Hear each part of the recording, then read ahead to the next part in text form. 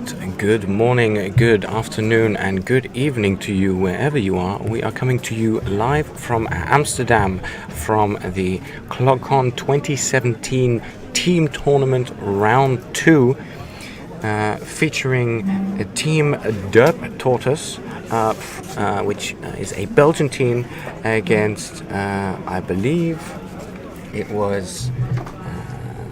Let me just find out what the team names were.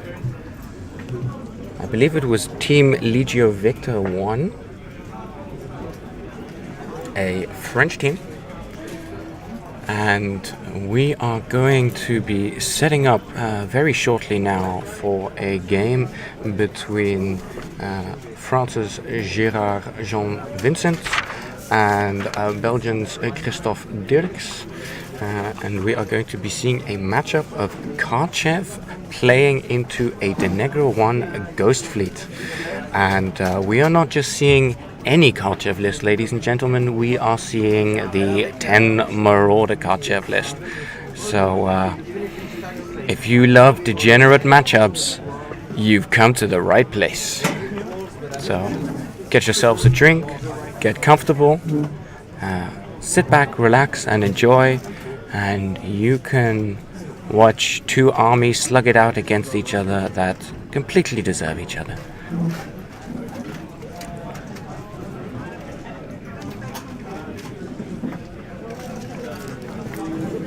I'm just going to go to the toilet very, very short second, and then we'll get right going.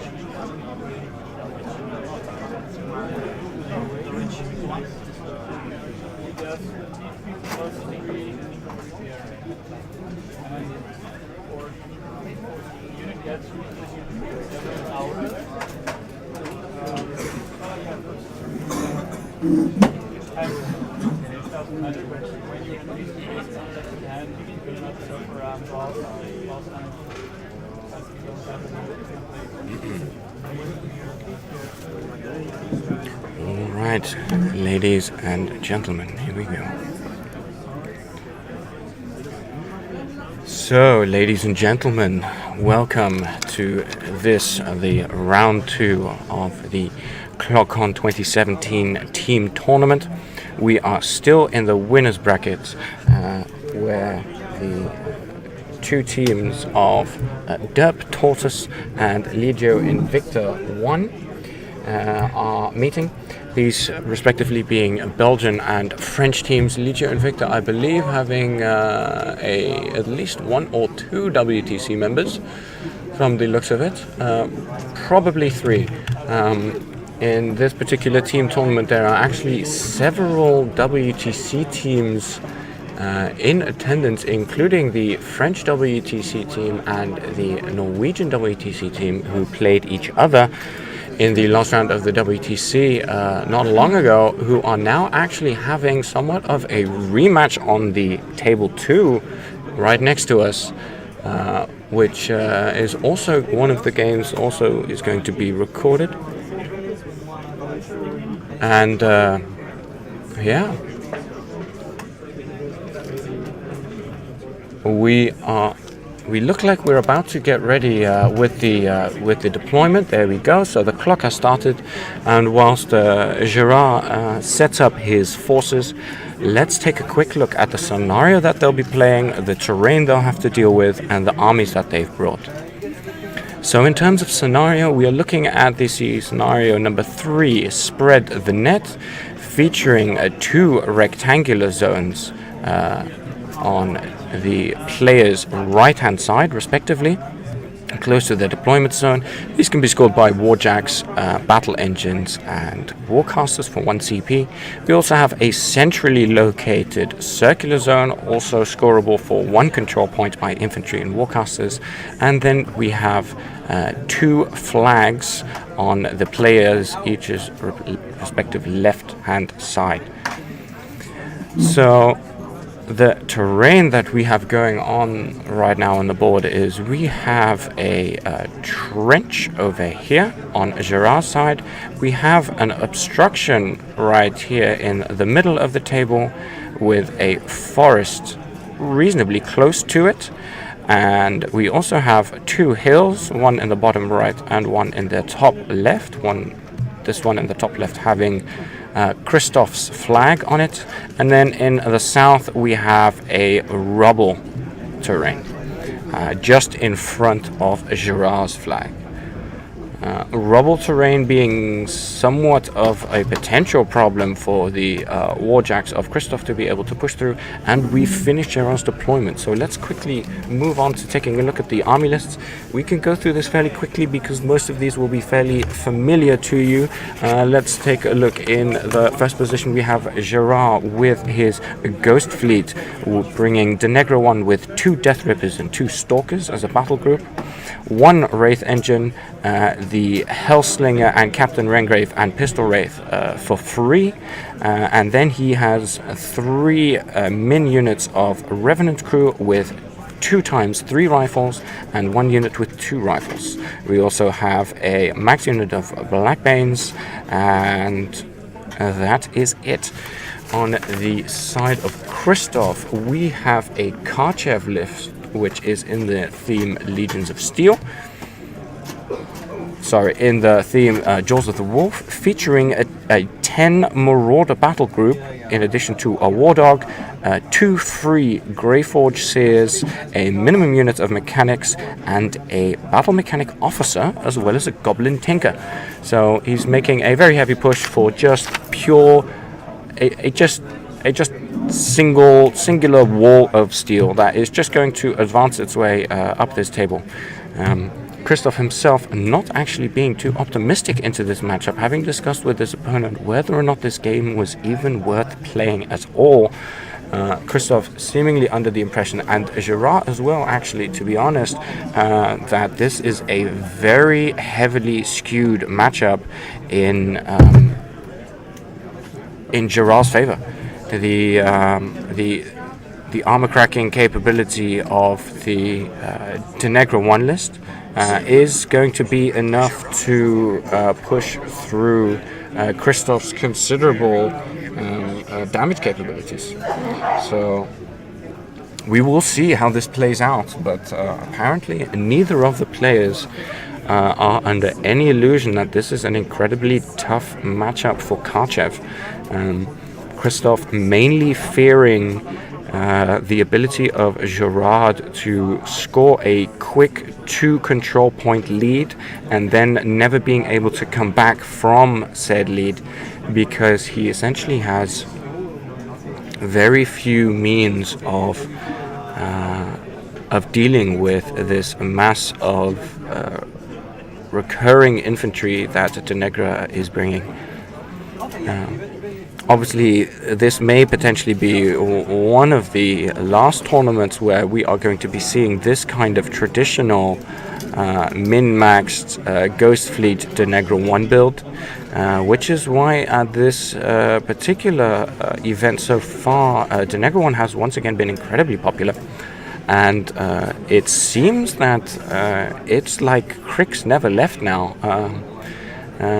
With Cryx making 3 out of 4 slots in the Masters final yesterday, and even winning the event overall. Cryx is in a very strong position right now, and the most surprising thing about it is that it's not all just on the back of Ghost Fleet. There are many Cryx lists here that are not Ghost Fleet that have been doing incredibly well. But we will be seeing here a good example of how to play Ghost Fleet and what a real armor skew looks like, and potentially how to beat it. There are many people who would look at Christoph's list and just shake their head and say, there is no way that I can ever destroy 300 boxes of armor 20 armor, you know, and there are many lists that generally are not going to be able to deal with that many marauders, but apparently this Ghost Fleet may be one of them. So I'm very curious to see what we can learn from Gerard's play in how to manage an enemy's battle group, how to correctly feed them just the right amount of infantry to bog them down, to slow them down, to inhibit their progress, and to build some kind of a scenario advantage, whilst not giving them so many free models that they are able to get to grind their way through your army and get some kind of an attrition lead for little to no gain on your part. So we see right here that Christoph is starting to take his first turn. One of the major reasons I believe that also that Christoph articulated why he doubts whether or not this matchup is even playable is because he didn't get the first turn. Gerard winning the roll-off to get a first turn was in both their players a huge advantage, and it's probably going to be looking like the line of engagement is going to be set by Gerard at somewhere like this, meaning that Christoph is going to only have this tiny little enclave of this central zone, which he's going to have a hard time scoring anyway, because he can only score it with either mechanics or with his warcaster, both of which may just potentially get sniped to death from a feat with a parasite attached to it, and then a whole bunch of ghost guns. So that will limit Christoph in his ability to threaten this rear zone, and Gerard is going to be able to contest every single round by throwing in cheap recursion models into the bottom zone. Meanwhile, he is going to force Christoph out of this top rectangular zone by pushing infantry models all the way here. He'll be tying up the heavy warjacks on Christoph's left flank. There's 5 marauders up there by just a sheer weight of bodies, and then he will probably start scoring in this top rectangular zone. And I think that will kind of start a countdown timer to a scenario victory for Gerard. And Christoph is going to have to need to get some good dice, and I think he's going to have to play a little unconventionally. We may potentially be looking at a time where we might see for instance, a whole lot of very aggressive tramples to push maybe 3 or 4 or 5 juggernauts really deep into the Cryx lines to start maybe threatening Dennegra herself, and to try and break up the formation of Gerard. So we will see how this plays out.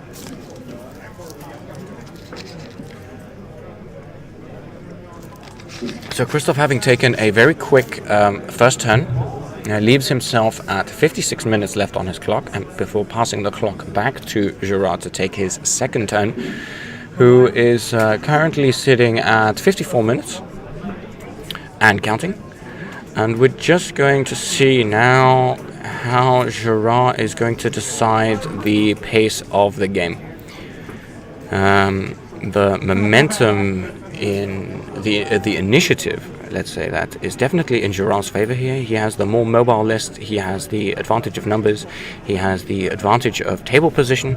As you can see, his front forces are already on the halfway line, whereas Christoph's forces are, I would say, probably about 8 inches from the halfway line, meaning that he is going to have a hard time threatening this top rectangular zone, even with a straight run. Even just forfeiting all of his damage capability on those warjacks in the north to just flat out run and try and contest that zone, he might not even make that. So I think probably the best play for Gerard to do now is to potentially give Christoph nothing, and just trying to avoid the very static 8-inch threat range on those marauders for another turn. There is, I mean, he has. Well, actually, no. He should probably give him a few pirates. A few pirates just to maybe tie up order of activation a little bit, forcing maybe one marauder on each flank to forfeit their forward movement in order to do 1 or 2 attacks to kill particular obstructing revenant crew. And that way you would be looking in the north, like if you, for instance, like planted a revenant crew like right here and like one like right here, or maybe not even that close, because you don't want the Greyseer guy to get the free kills, but just something a little to gear up Christoph's gears a little bit, because Gerard doesn't lose anything. He will just gain the pirates back next turn. Granted, they won't be able to make any attacks, but yeah, pirates don't do that crazy much damage on attack. I mean, they do a fair bit, to be honest. With parasite and feet, they will kill heavies. That is true. So maybe Gerard might just play the super safe here and just give his opponent 0 pieces. Maintain his. Oh, there we go. So we're looking at a feet turn, I believe. There goes Dennegra with the feet. And let's see if she's going to do any spells. It doesn't look like it. It looks like she's just going to advance feet and camp 7 focus.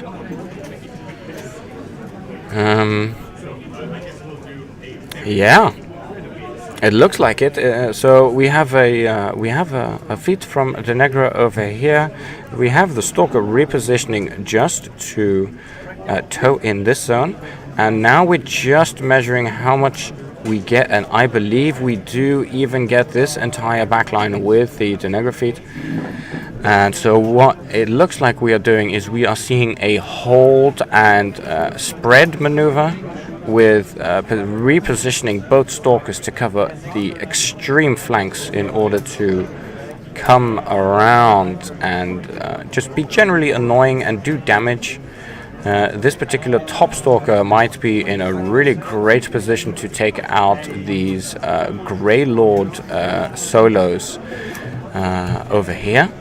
And that would go a long way to limiting the focus efficiency of Christoph's army, and in this particular case, each focus that you strip means one less Revenant crew that is dead, meaning that your recursion as a Cryx player becomes that much more powerful.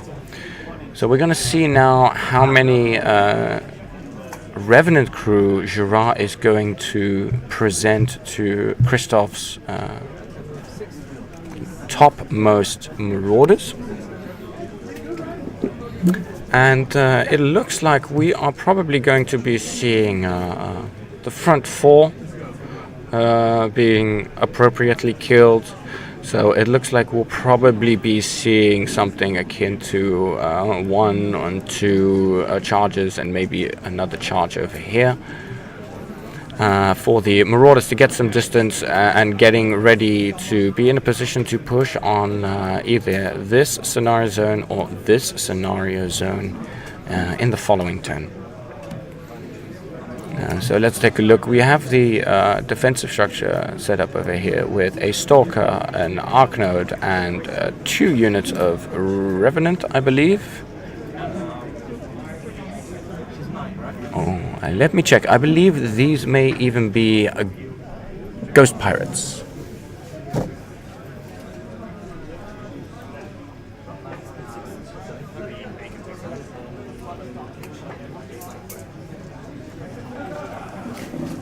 So here we go. So these front screening models are indeed Blackbane's Ghost Raiders. Blackbane himself standing right here. So that is a screening the unit of Revenant crew who are bringing up the rear. Further, we have a little bit of reposition of the battle engine, but he's fairly content to just remain where he is.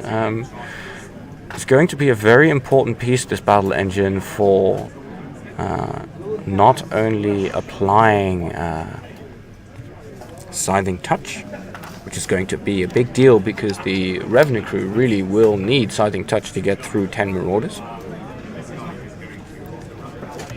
So, and he's also going to be a very important blocking piece. Karchev really has no anti-incorporeal tech to speak of, and so the battle engine is going to be able to position itself extremely aggressively and is just going to physically be able to body block multiple Marauders into complete uselessness, and it's just going to sit there as this big annoying incorporeal roadblock that the Marauders don't actually have the speed to walk through, which is really awkward.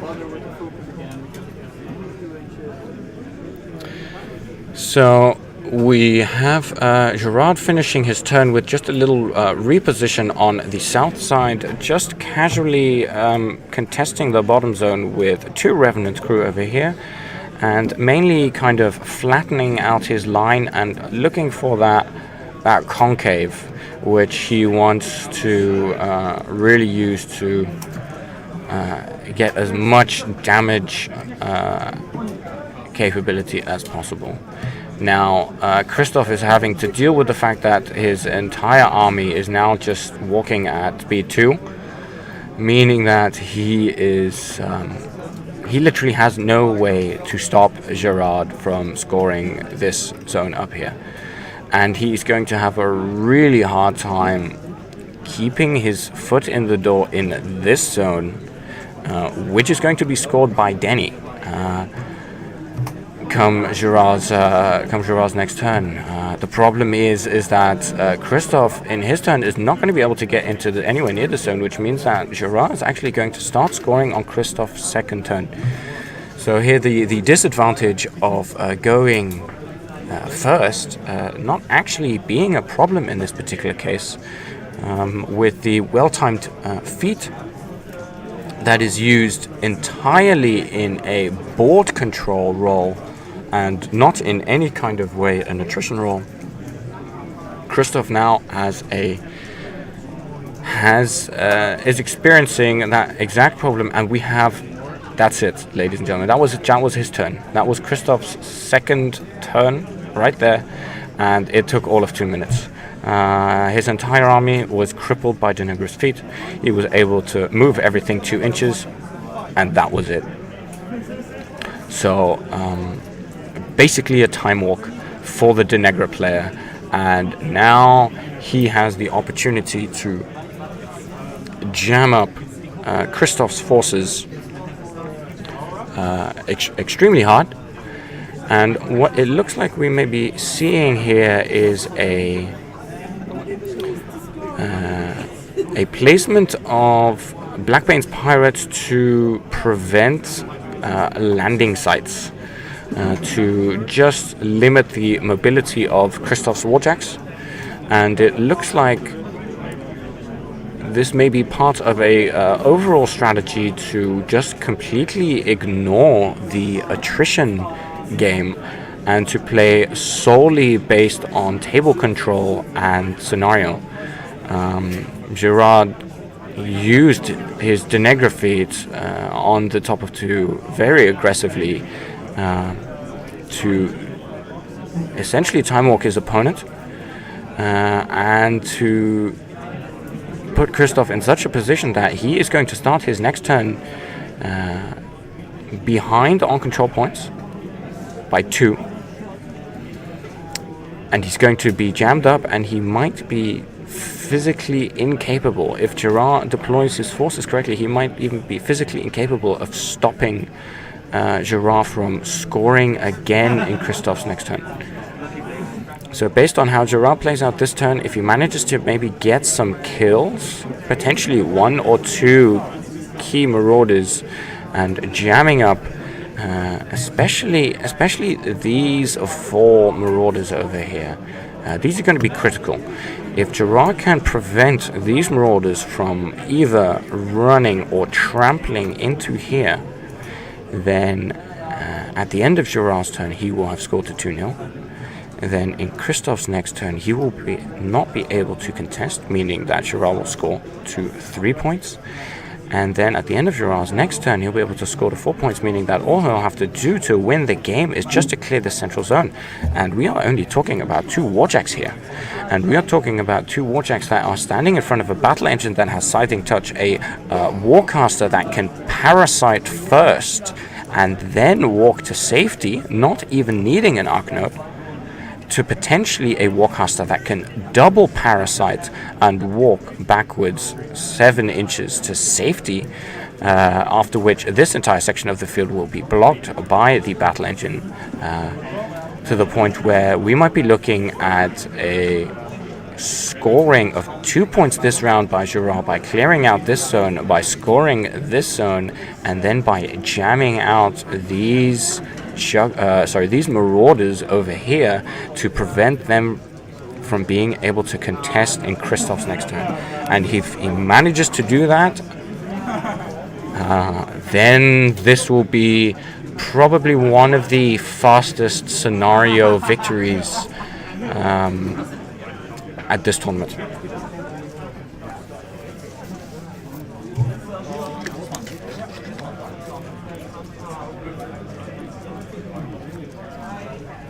So we are seeing Gerard going into the tank a little bit, mainly because he's probably just trying to be super careful.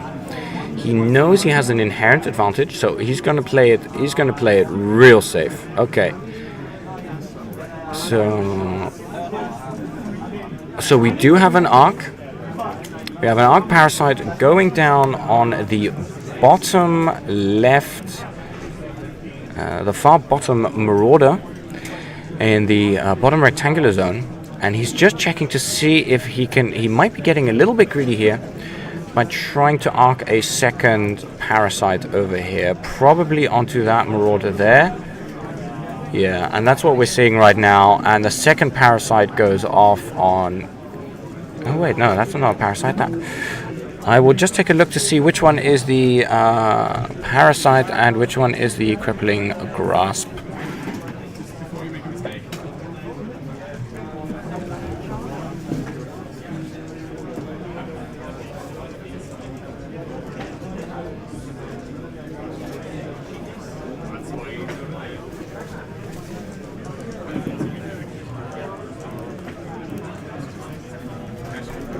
So we do indeed have a parasite going down on this bottom marauder and a crippling grasp going down on this particular marauder right here.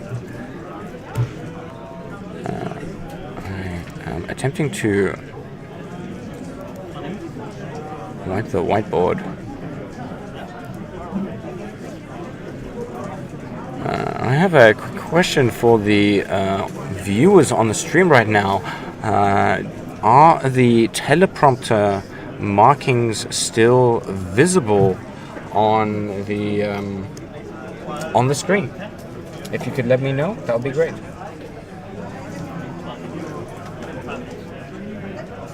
Yeah, it appears they are.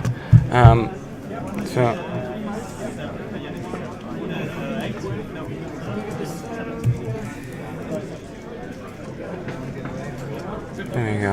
All right, there we go. So I believe we've cleared it now. Yes. So we should be looking at a clean table now. So we're just going to take a look at the top view to look at the damage boxes that are getting marked on this bottom right here. And we're going to see if these Revenant crew are able to do it.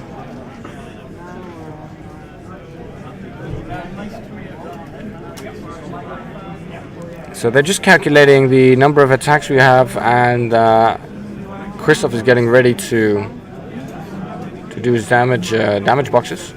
Let's take a look. So without feet, but with parasite, we have one column going in for damage for the first charge attack, and we're looking at about half a column going in for the second one. And there is another fairly good roll, doing another column worth of damage. So the Marauder has probably taken about 15 points of damage so far. And the question is whether or not it's already lost any systems. It looks like the right piston might be out already. And now the number one column also has been filled in. Well, that's actually a miss on the Marauder, I believe, and I think that wraps up his attacks. And now we have the Stalker going in from Gerard right here in the bottom, and I believe he he did hit the attack. We are looking at a fair chunk of damage right here, and the question is, will he be able to remove it? It looks like the Marauder has approximately 3 or 4 boxes left, spread out, and there we go. He buys another attack and he finishes the job. So 1 Marauder down, 9 left to go for Gerard. He seems to not have any problems with that, and is happy to play this on a turn-by-turn basis.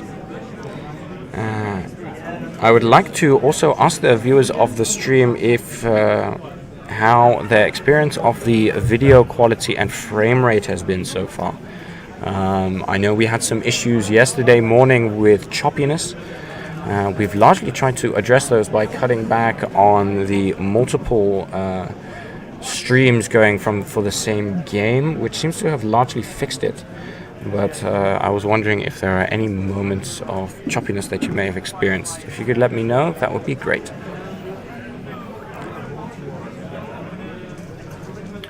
So now we are seeing the second unit of Revenant crew in the middle of the table getting their activations, and we are just looking at some potential countercharges here. So we have a shifting of the clock to Christoph, and he is choosing to make a countercharge with a Marauder right here, which I believe does fit through the gap left by this particular, so him having a charge range roughly along that line, being able to remove that Revenant pirate, and this could be this actually is the mechanic that Christoph will have to utilize to get into the scenario zones.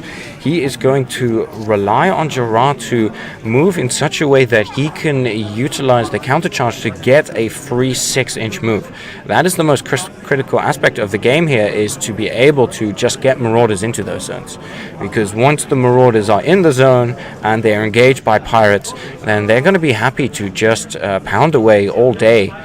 And just hold, at the very least, hold those scenario zones. That's Christoph's view here. And we have apparently a little bit of darkness. I'll take a look to see if we can, if the lights are okay, and if we can spread them a little bit, maybe to get a little bit of a wider lighting angle, especially on the left side of the table. I see what you mean. It is potentially a little bit dark. Okay.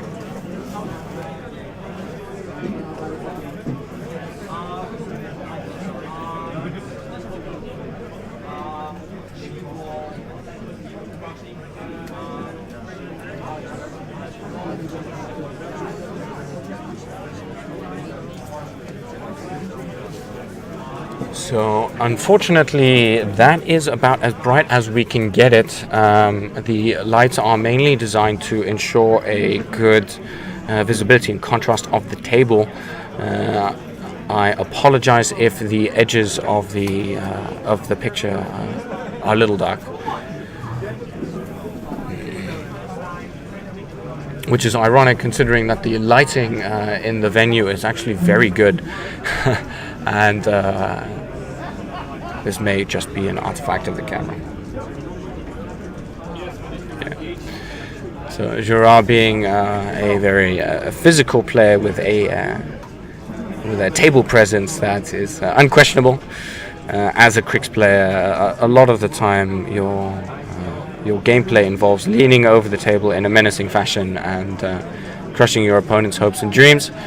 We are just going to get a judge call here. So the players have just paused the clock, and whilst we're at it, we may take a quick peek at what that clock is.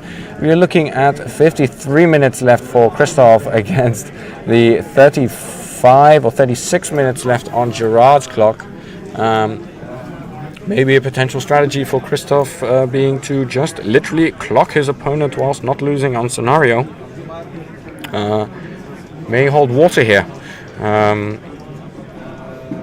However, the question will be whether the 7 rounds that will occur will be enough for Gerard to get clocked, and whether or not he can play all the way to 7 rounds and take this thing home because of the scenario lead that he has just taken with that zone there.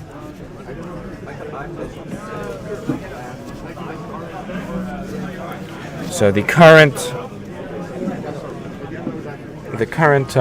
scenario score is 1-0 on Gerard. Etology notes that Gerard really seems to be burning his clock this turn, and that is somewhat true. That is somewhat true. That is also one of the drawbacks, the inherent drawbacks of the Ghost Fleet list, is that it requires a tremendous amount of muscle memory, and that it requires a very acute knowledge of when not to take attacks, when to just walk or run your models, making sure obviously not to forget your recursion. In this particular case, that being illustrated quite nicely by these 3 backstops here for these Revenant units, obviously being attached to their commanders via this lifelink here, meaning that these units are essentially unkillable, and they will never be removed from the table, because the backstops will always ensure that there is at least one member left alive. So you can tell by the way Gerard's playing that he has experience playing Ghost Fleet, that he knows what he's doing. And so now we seem to be going for somewhat of a flanking maneuver by a pistol wraith. I believe that is the regular pistol wraith that we have. Gerard, of course, bringing the Hellslinger, Captain Rengrave, and a regular pistol wraith as his three solos. So it looks like this pistol wraith is going to try and take a shot at, I believe, a Grey Seer. Oh no! We have a mechanic down. Yeah, we have a down mechanic, which is a very good target for the Pistolier because it allows him to it's a super reliable target. So it's a great target for the first gunshot, and he is going to use the soul that he picked up to boost, and I believe double boost against this Grey Lord. Not even needing the double boost, just rolling double sixes. He will be getting a boosted damage roll against this Grey Seer over here, and just calculating how much damage he does take, and we might be, I think we're looking at about 6 boxes in terms of damage. So the Grey Lord support solo being left on a few, but is now threatened from behind. The outflanking maneuvers being something that we've seen quite a fair bit in SR2017, which appears to have quite strong scenario scoring via the flanks, and it seems to be one of the main go-to strategies for especially the infantry heavy lists to focus. And I think we may be seeing a concession, or at least they are considering it. Christoph is currently considering his countercharge options. It's obviously also being a potentially very time-consuming endeavor because he has 10 models that have countercharge, and Gerard has approximately 40 models that can trigger countercharge, which means that there is a lot of potential back and forth and thinking yes and no and humming and hawing, and that can be, for some players, that can be disruptive to their game style, especially those that are not used to, for instance, I go you go games. To have their turn interrupted repeatedly by the countercharging from a Karchev list. Some people can be put on tilt by this. They can make certain mistakes, or be put into situations where they make mistakes, or put into a situation where they play overly conservative out of fear. So Gerard has to very carefully position his models to not give his opponent any strategically important free countercharges. He can take countercharges killing Revenant crew. That is not a problem. What he can't take is countercharges that not only kill a Revenant crew but also bring Christoph closer to that top zone to contest, or into the middle zone to provide even more bodies to make sure that that zone does not fall. So we're going to be seeing, I believe, a few locally spread damage rolls going down on first, I think, against this Juggernaut here, which is actually going to take a fair bit of damage because of the crippling grasp that was placed there earlier via this particular arc node. The crippling grasp also making it harder for this particular marauder to get stuck into these pirates.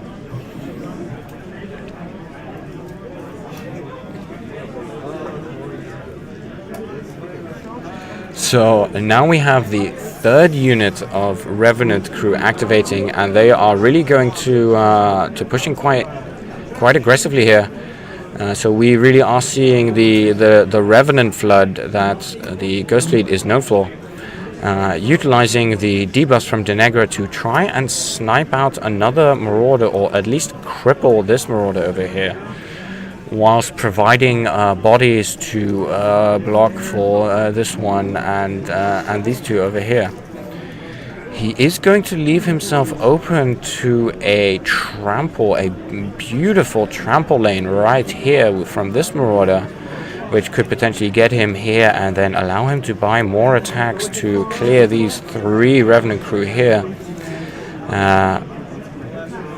And there is also a chance that this particular Marauder here may be able to make a push for this corner pocket to contest 2 zones at the same time. That could be a very big bonus for Christoph's positioning play.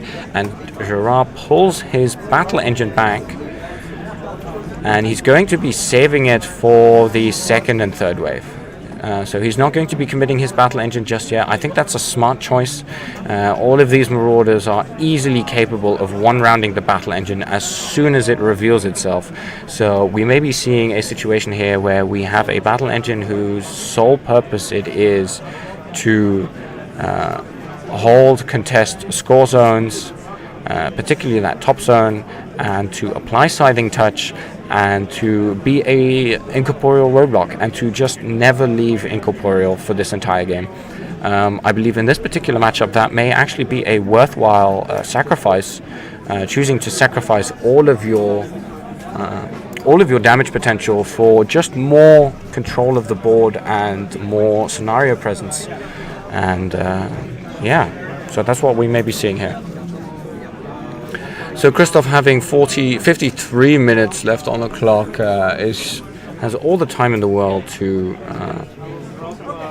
take his time. He is potentially in danger of maybe losing this bottom zone, which he could mitigate almost entirely if he were to be able to get a hold out of this arc node. If he were to do that, oh no, but then he would also have to kill the Stalker. So that is a problem. There are 2 enemy Warjacks here capable of scoring this bottom zone, and the Marauder may have potentially a bit of a hard time here. So right now Karchev is allocating his focus. We're going to be seeing where Christoph wants to lay his attacks. And this I think is the big problem in the list, is that there are only 2 free focus points that Christoph can bring to bear from his Grey Lord support staff up in the north, in the near the topmost zone. And for the rest, these Marauders are just going to have to make do with 1 focus, which is good, but sometimes you need that little bit of extra focus to be able to buy attacks after trample, or to boost particularly important to hit rolls. So Christoph is just taking a look at the table, and he is considering his options, but I suspect that a large number of aggressive tramples may be his best strategy. I believe I can see a trample lane to get the top Marauder here, potentially killing the 2 right there. But right now he is just going to take a look at a spray positioning. So Karchev obviously is the only gun that this list has, and it is quite a formidable gun, to be fair, being a 10-inch knockdown spray. And against, it looks like he may be tempted by this beautifully well set up line of Revenant crew, and that Christoph may be tempted into trying to get the most value out of this spray. And I think with an aim, it looks very likely that he's just going to kill all of these pirates. So we're just going to take a look now at what these casualties are going to be. We're probably looking at 5 dead Revenant crew. So the back 3 Revenant crew over here are within the aura range from the battle engine. Just getting a +2 to their armor. And we are, I wonder what he's, I think we may be triggering some Warpath right now.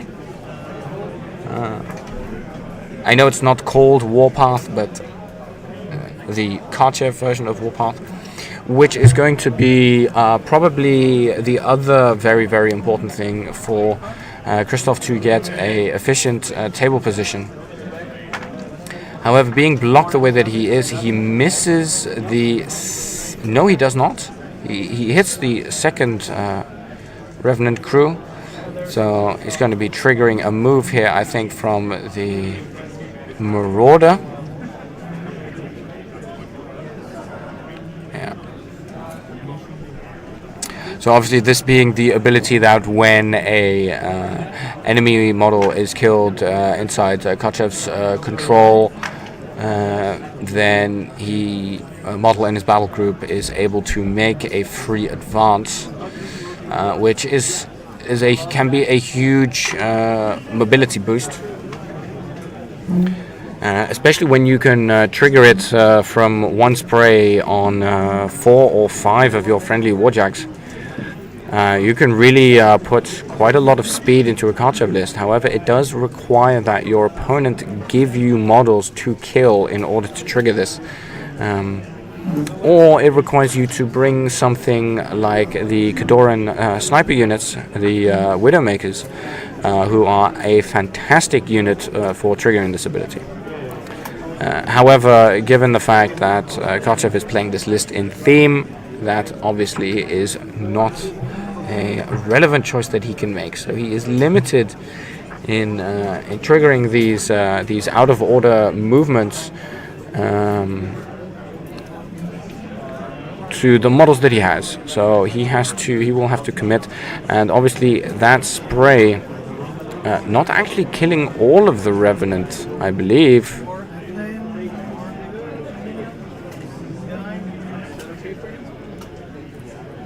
So I'm not quite sure what Christoph is just measuring now. I believe we are seeing, yes, so I think we're just seeing the trample go down there. So we do in fact have a trample going across these models here. And I will just check to see if there has been a feat popped from Karchev.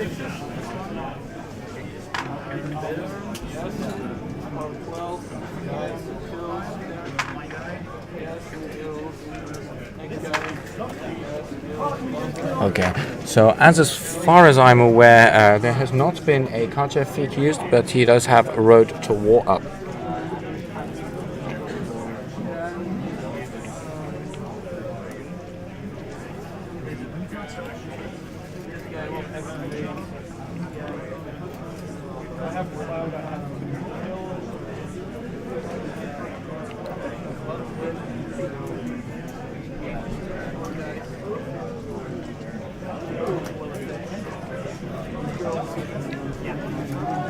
The order of activation being very important here for Christoph, as he has to clear a very large number of obstructing and blocking Revenant crew with a very fixed number of attacks, all of which have a very short range.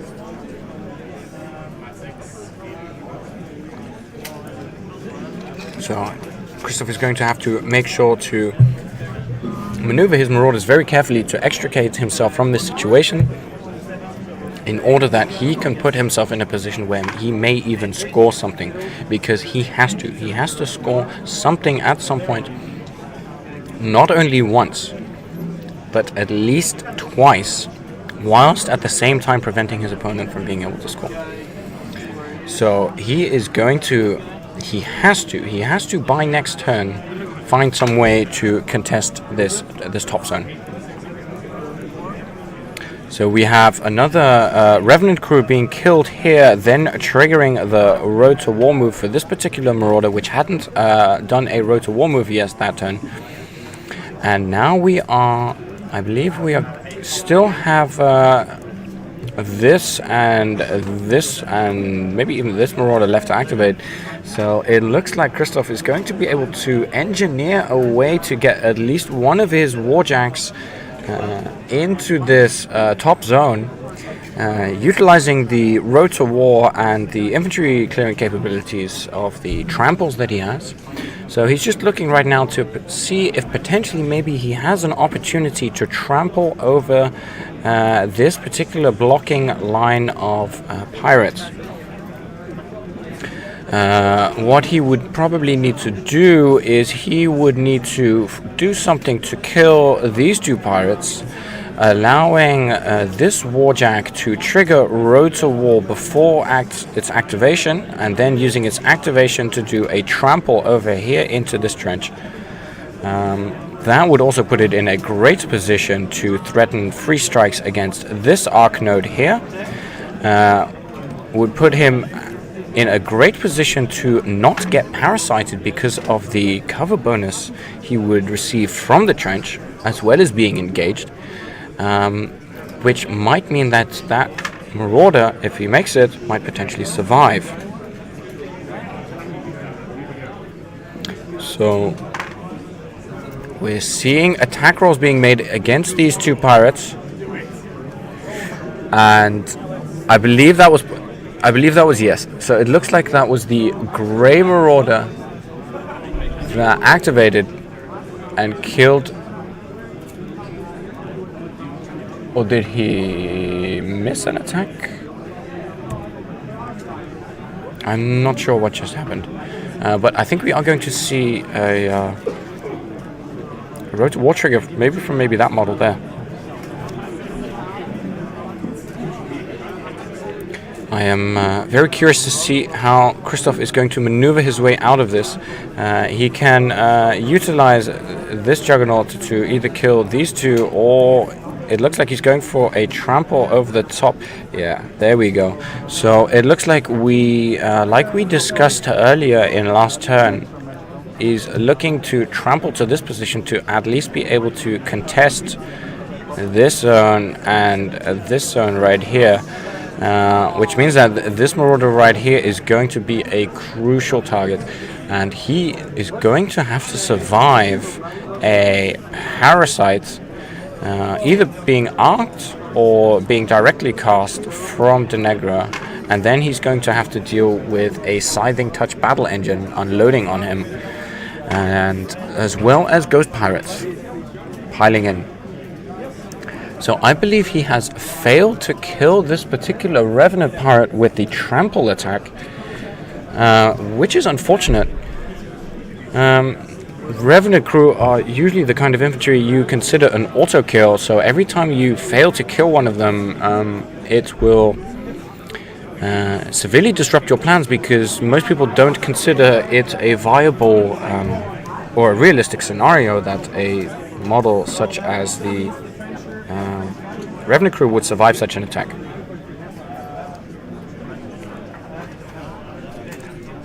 So we have the another Marauder advancing here to try and box in the battle engine.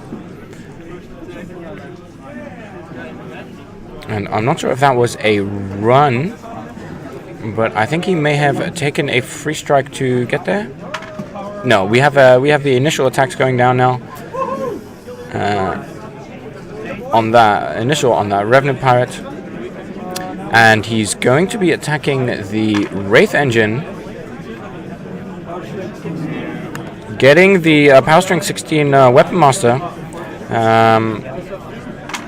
Dice -2, and he rolls a 6651, which is 16 damage to the battle engine. 16 in one swing. This Marauder showing us just how powerful these things are against huge bases. He's going to, he's got 3 focus, so he should be able to easily clear this battle engine. I'm not quite sure how he managed to get the magical weapons for killing this, or whether or not Gerard went out of incorporeal. It's a little bit puzzling, but is fantastic news for Christoph right now, because he is looking at a table state where he is thinking, maybe I have a chance here. maybe I can hold these zones and I can stop the scenario bleed, and I can find a way to try and just grind it down to Ghost Pirates and Denegra. And if I can remove these Arc Nodes and these Stalkers, then maybe I can make something happen here. So far a very good turn for Christoph, being able to remove a fairly large number of models from the table. However, we have to, of course, be acutely aware of the fact that a large number of these models were entirely expendable and will be coming back next turn. Much to Christoph's chagrin.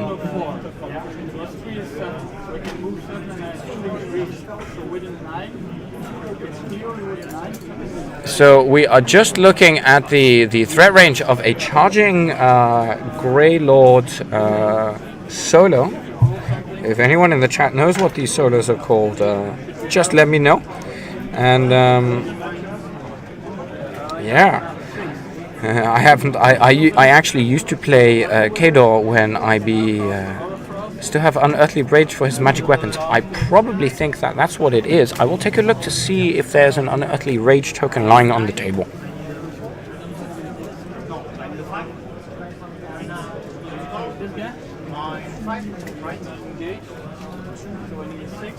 So Karchev has indeed feated. That's actually what this token over here is. And if we take a look at Karchev's stats real quick, I believe that after the nerf, Karchev actually has magical weapons as part of his feat. But I will just check that for you very quickly.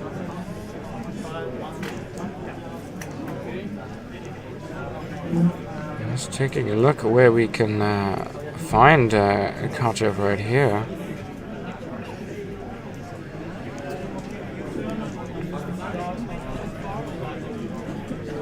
Yes, so the magical weapons are actually part of Karchev's feat, whereby they gain boosted melee damage rolls and weapon type magical for everyone in his control range. Sorry, everyone from his battle group in his control range.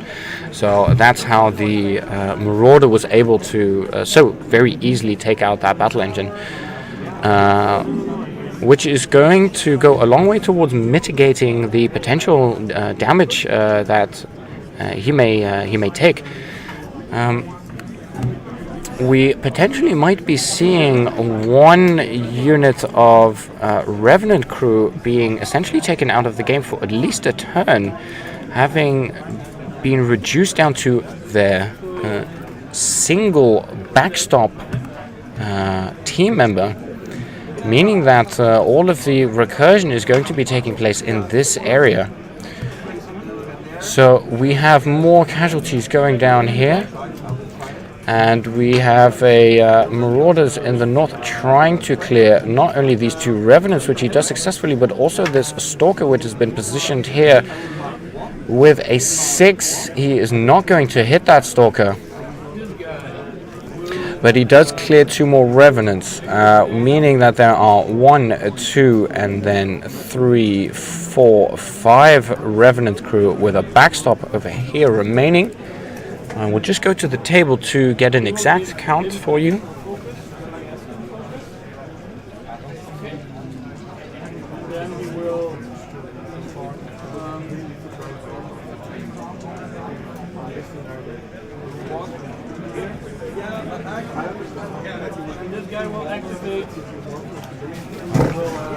Okay, so a quick update on the Revenant crew numbers. The top unit of Revenant crew has a total of 6 members left, being 2 here, 3 here, and 1 here serving as the backstop. The middle unit of Revenant crew only has a single member left, being largely now taken out of the game, which means that this circular zone may be a potential death trap, and Denegra really needs to be on the back foot now, because if Karchev in the next turn finds a way to move up the table and eat some of the Revenant crew that are going to be coming out of here and advancing up the field, he might be able to trigger some rotor war movements around this building and potentially getting a charge onto Denegra herself. And there are no nearby units whatsoever to protect Denegra from these 3 marauders which are bearing down on them, and also this 4th marauder here which can just choose to trample its way over to her and ignore, essentially shrug off the free strikes that it may take.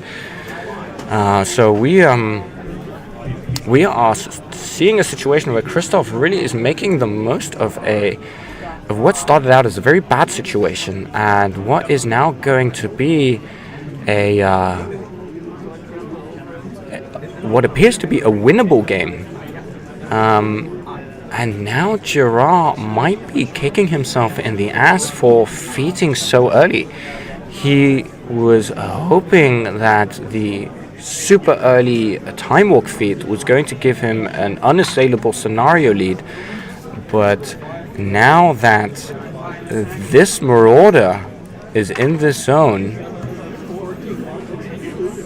then he's not going to be able to win by 5 points.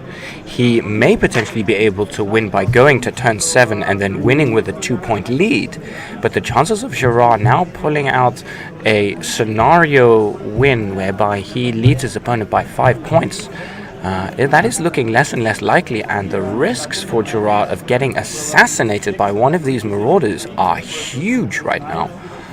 If I were Gerard, I would be wishing I had brought my brown pants to this tournament, because there are 3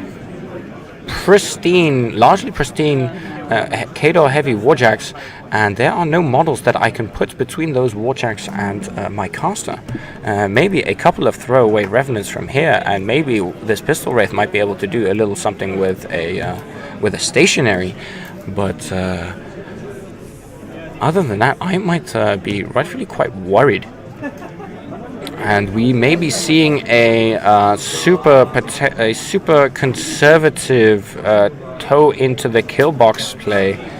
My apologies, the kill box obviously not having side corners anymore, where Denegra just retreats slowly down this line, and just make sure to keep this chicken coming along to remain in control range as she pulls back from these incoming heavy warjacks that are really bearing down on her position.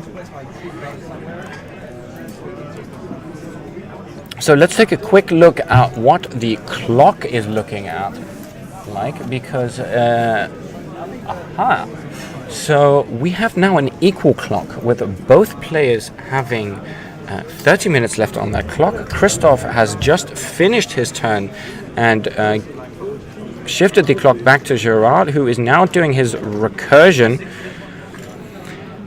So he's going to be replenishing that top ghost unit, and the bottom ghost unit getting the full complement of 4 pirates back this turn, but being somewhat limited in their capability of deploying these models because... Oh, wait. Okay. So it turns out that middle unit actually had what appears to be 2 unit members, or at least 1 unit member left sitting over here. So Gerard somewhat interlocking his Revenant crew units, which is a good strategy because it makes it harder for your opponent to carefully remove models from the right unit, especially when there are no distinguishing marks on said Revenants. It can be very easy for a player to forget about one single Revenant model from that particular unit, which just appears to the opposing player to be a model in another unit.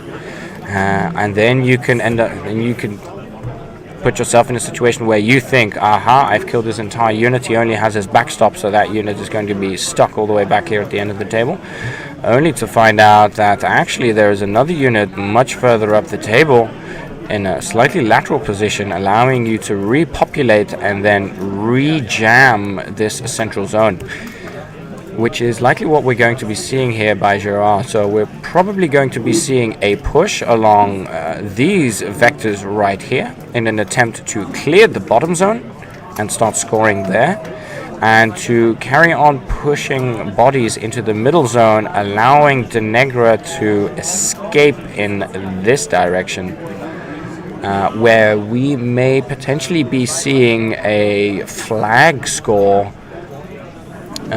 from Denegra. And if we start seeing a flag score from Denegra, then we might be able to see the 5-0 or 6-1 scenario victory before the game goes to clock,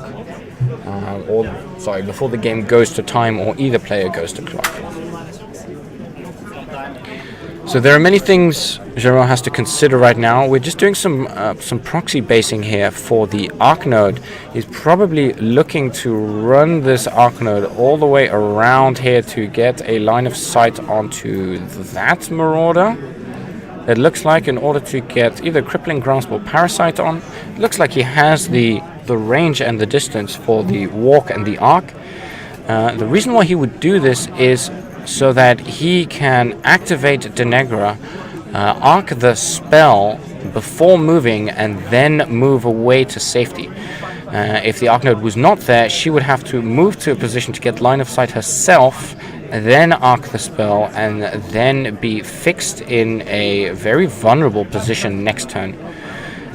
And that's what we're seeing right here, is that instead of doing this and ending up at this position where he may potentially be killed, is utilizing the arc node, even though it's right next to his caster, to allow himself to move in a much safer part of the field. And so we have I believe a parasite going down on this bottom marauder.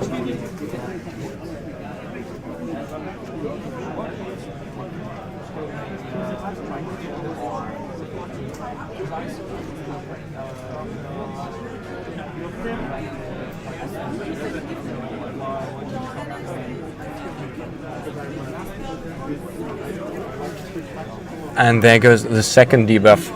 So what we are seeing now is that we have one marauder down here in the south that has been parasited, and the other marauder here in the central zone has been crippling grasped. Denegra is now camping one focus, and that is her final position and also ends her activation. We're going to be moving on to the pistol wraith now, who is going to not do anything, probably in order to just remain incorporeal. It's probably going to be used as a scenario piece. Now that Karchev has popped his feet, there are no more concerns for the incorporeal models, but we have some bad dice being rolled, resulting in no damage to nothing. And now Gerard is considering what models to activate next. He is thinking about the Revenant crew and just taking a look to see if he can get the charges. Yeah, it looks like he can get the minimum 3-inch required for the charge bonus, and it looks like we're going to be seeing about 4 to 5 Revenants going in on this bottom marauder. It is fairly critical that he kills this marauder, given Denegra's position and the ability of Karchev to Road of War his marauders into a point where they can potentially do a lot of damage. The only question being whether or not this particular marauder may be outside the control range of Karchev. So I believe the first attacks we are seeing are against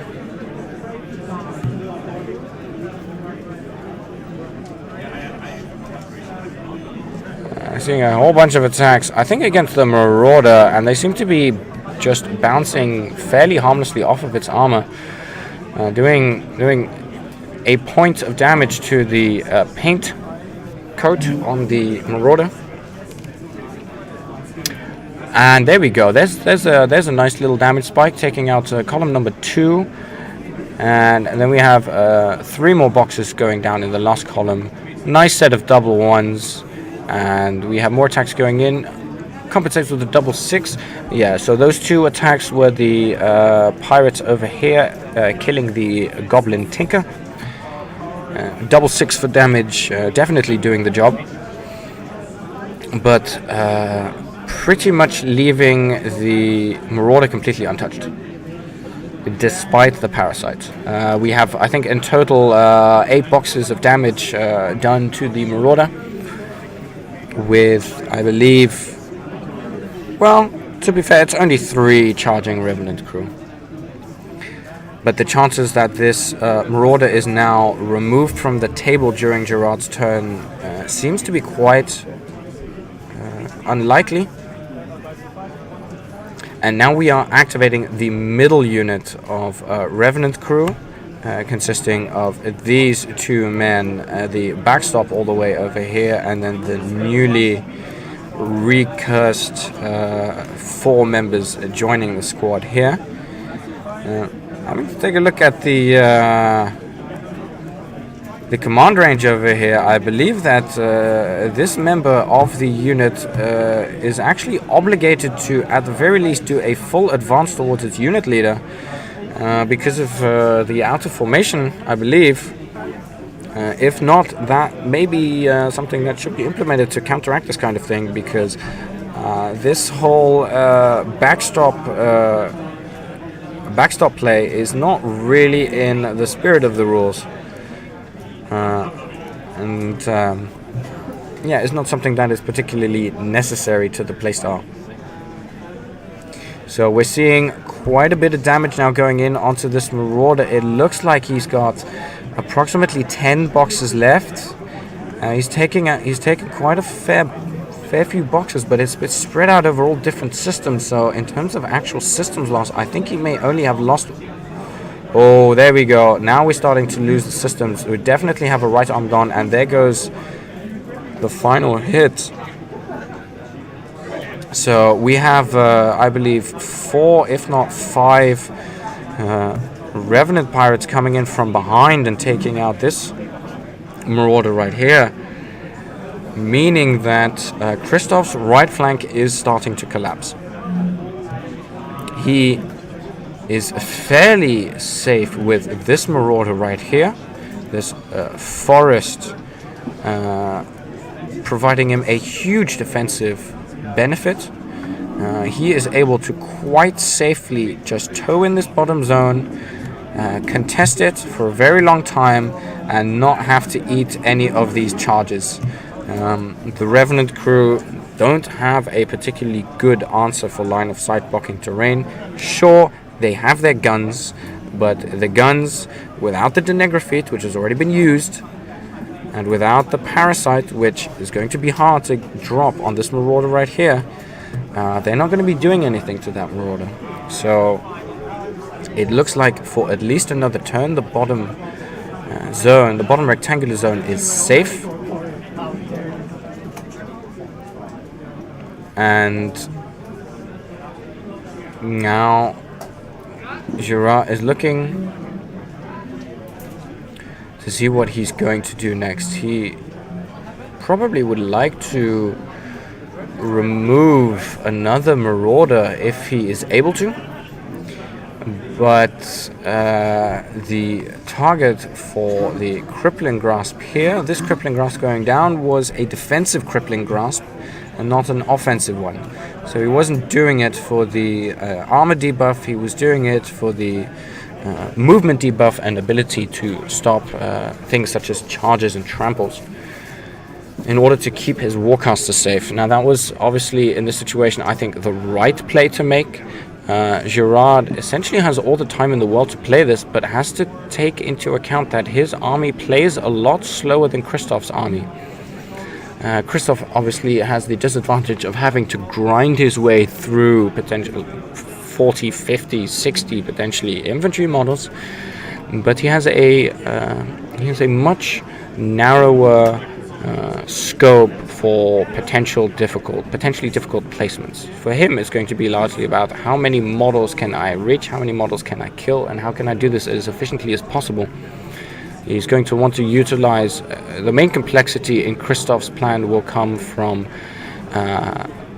correctly timing counter charges in his opponent's turn and correctly triggering Road to War to allow him to eke some kind of advantage out of this. And I think at the end of the day, I think Karchev is going to have to start chasing down Denegra to the corner of this map, maybe, and somehow getting to grips with her and just finishing her with an assassination. Realistically, that and the death clock are, I think, Christoph's only two win conditions. So we are seeing now damage rolls, I believe, go on to this Juggernaut. Oh, no, I believe that was this Juggernaut that was just targeted, and it appears to have taken approximately 2 columns worth of damage. So no more dice rolls are going in from these 3 pirates here on this Warjack, who is so far has taken 4 boxes and is going to take a few more from this. No, he takes 5 in total. That's another big hit. But with the low power on the Revenant crew, he will only end up taking 2 boxes. So this is obviously something that is going to play out over multiple turns. Gerard hoping that he can somehow jam the Marauders in place and maneuvering in such a way. We have the Stalker going in.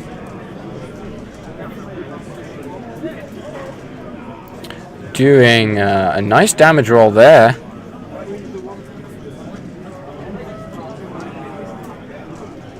Oh, sorry. We have more pirate attacks currently. Let's take a look. Yeah, we have more. That was the last of the pirate attacks. The Stalker is now repositioning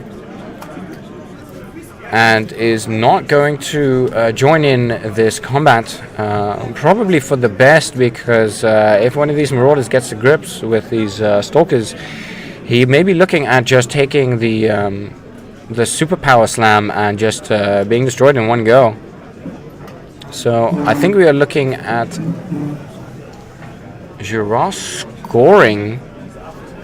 I'm not sure how he just scored. I will take a look to verify. But Gerard has just switched over his clock and has now finished his 3rd turn.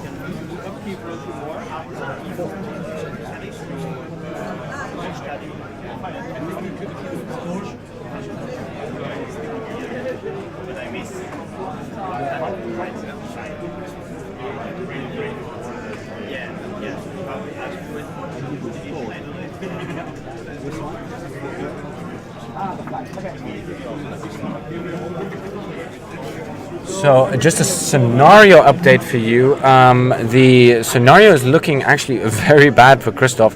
He is currently 5-1 behind on scenario, I believe, with Captain Rengrave down here doing some good work for Gerard by capturing this flag.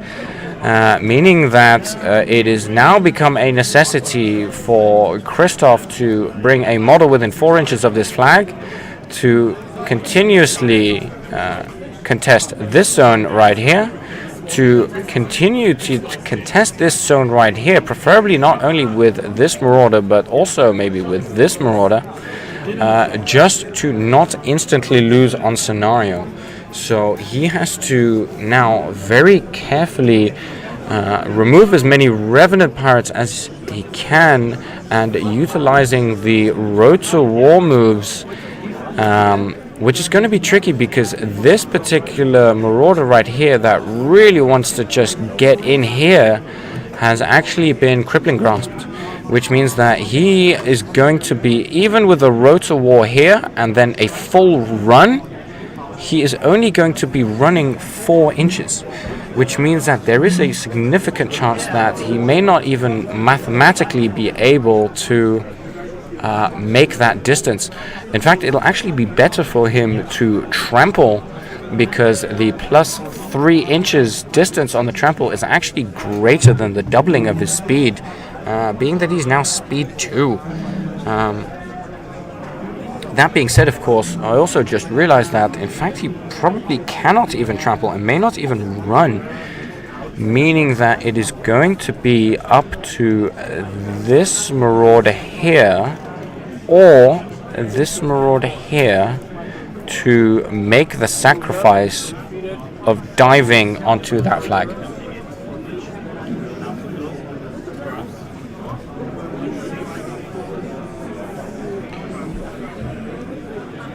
So a very tough situation here for Christoph.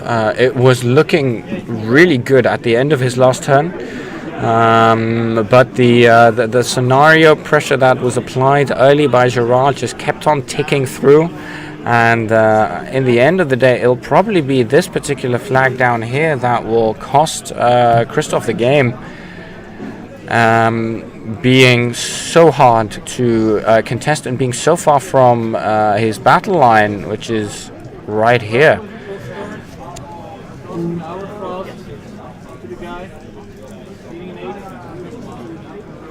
So I believe we have the Grey Lord activating now to try and clear a pirate with a spell, but failing to do so, and therefore not triggering the Road of War that Christoph needs for his next step in his plan. He does have 26 minutes to think about how he's going to play this turn. And we're going to be seeing 2 attacks here from the bottom Marauder against these 2 Revenant Pirates here. And he is going to fluff both of those dice rolls, rolling a 3 and a 4 to hit, which is pretty awful, but killing 1 Ghost Pirate right here. So I'm just going to be marking these dead Ghost Pirates this turn to see just how many kills he gets and how many of those kills come back to life.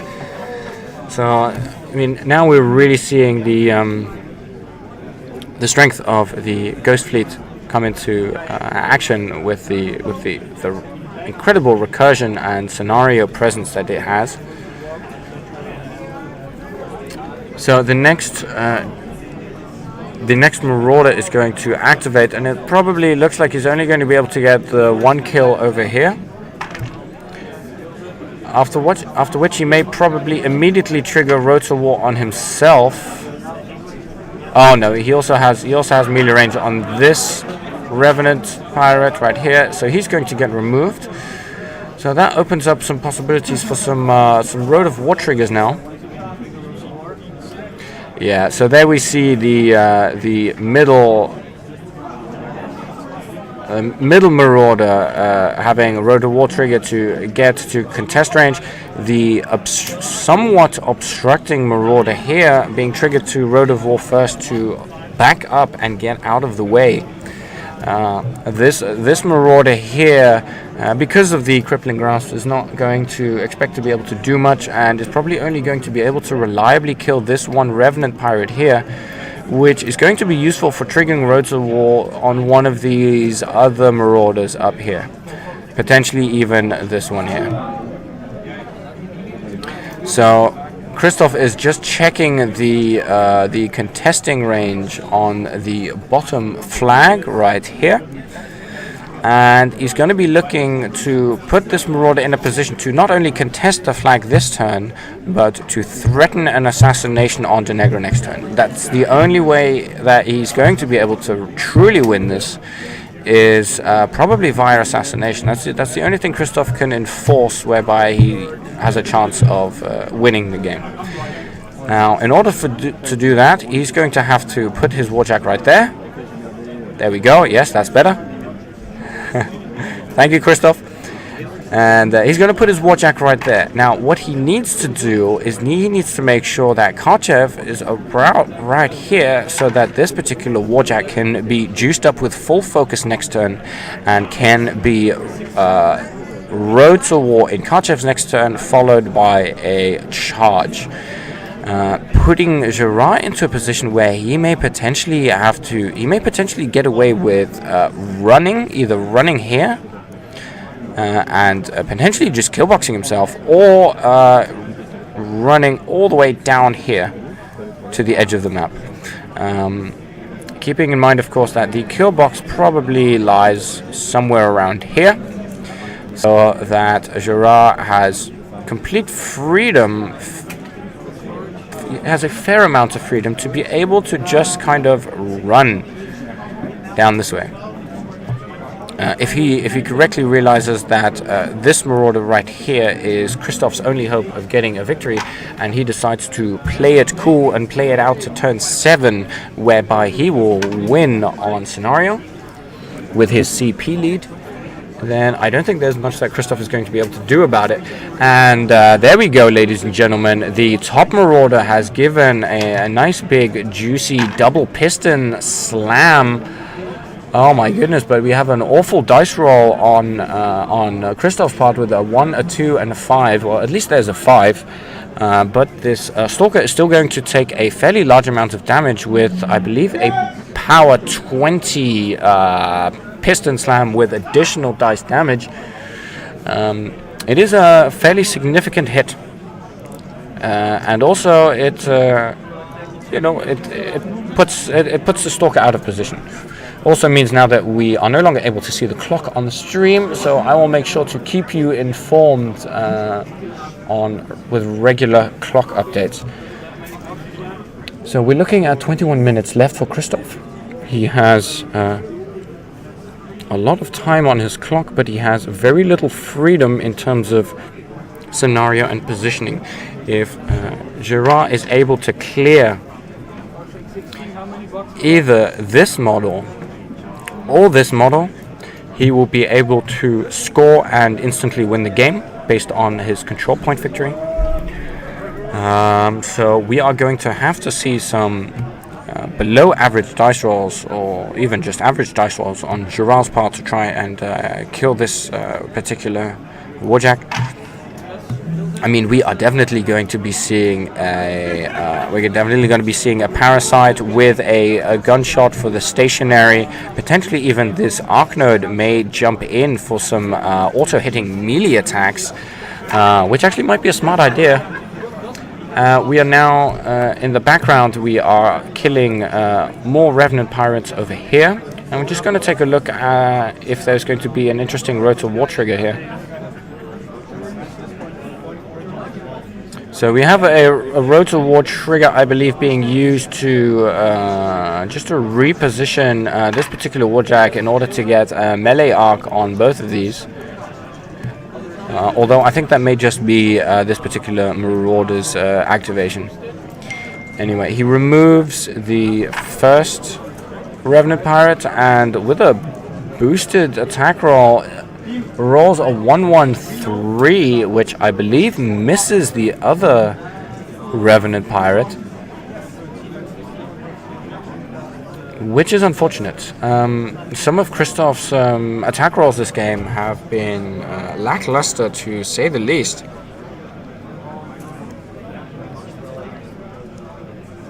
So we're gonna be seeing if this gets to him at all.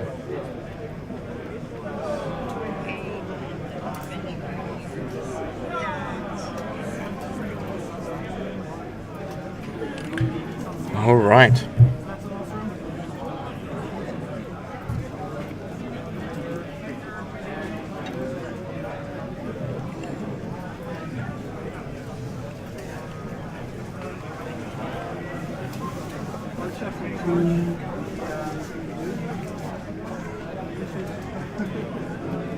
So we have a charge.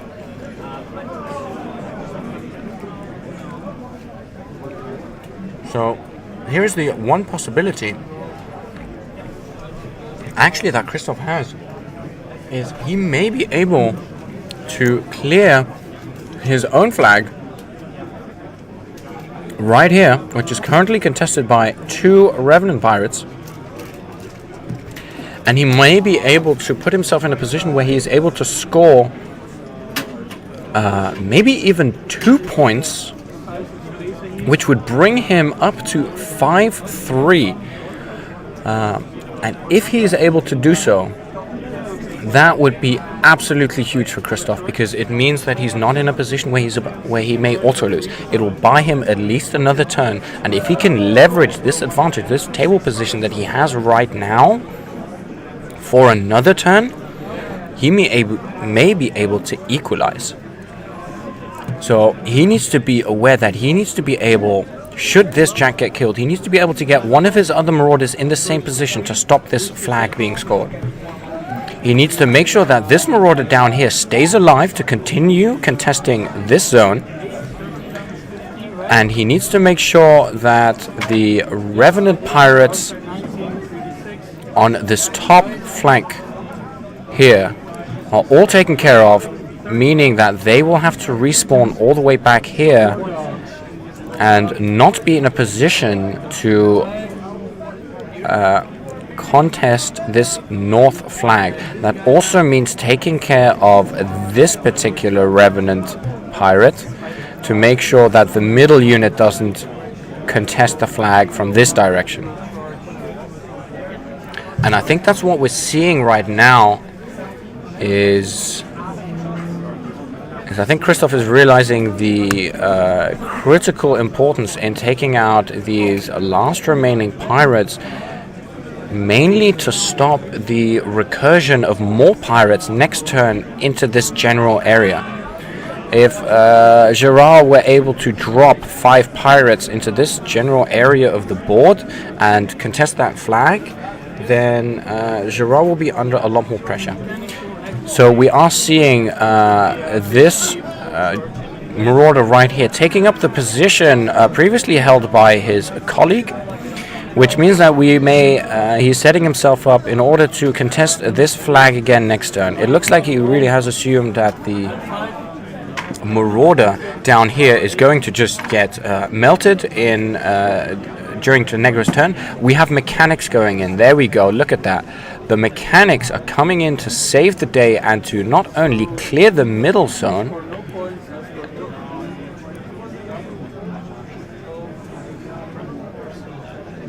so I believe that is the end of Christoph's turn. And Christoph will score 1 point for this top rectangular zone, but unfortunately he is unable to remove this last Revenant Pirate up there. Sorry, not Revenant Pirate. Revenant Crew, up there, which was contesting this flag. Had he been able to do so, he could have actually really put himself in a position to claw this game back. But now we're going to be seeing a lot more Ghost Pirates right here. And we are going to also be seeing a lot of Ghost Pirates coming in through here, through this pocket, making a push for the central zone, and they are going to be jamming up this particular Marauder. I think this is going to be the key piece for the next 2 turns. Whether or not that Marauder that I've just marked is able to get to the flag during Christoph's next turn. I think that will pretty much decide the game. So Gerard is going to have the initiative and is going to be able to choose how he is going to bring his models back and how he is going to attempt to slow down and jam up these 4 Marauders down here. Keep in mind, this is still 4 Marauders we are talking about. There are entire armies that don't have battle groups this big and this tough, and this is merely a fraction of Christoph's army. So what we're starting to see now that the long grindy attrition slugging potential of this 10 Marauder list is actually fairly significant, and is actually seems to be holding on par with the Ghost Fleet list. Now that the feats have been used, I think the balance of power is actually in Christoph's favor when it comes to attrition and trading infantry models and warjacks. And it is also seeming that the scenario game is starting to go more and more in Christoph's way. The question is Christoph able to overcome the very early, seemingly overwhelming control point lead that Gerard has built up thanks to his super early and super aggressive Dennegra feat that we saw in the top of 2, catching Christoph's entire army and completely crippling it, reducing it to a 2-inch move, and also producing the fastest bottom of 2 we've ever seen, which simply involved essentially Christoph just apparitioning his entire army 2 inches forward and then shifting the clock back. I think we are going to be seeing a surprisingly tight game, and we may actually get into a position where we could be getting clocked. Now, I am just going to try, once the Stalker moves out of the way, I'm going to try and adjust the clock so that we can see it, mainly because it's going to become very significant. And I want all of you guys at home to be able to join in the excitement that I can see of this clock just ticking down for both players.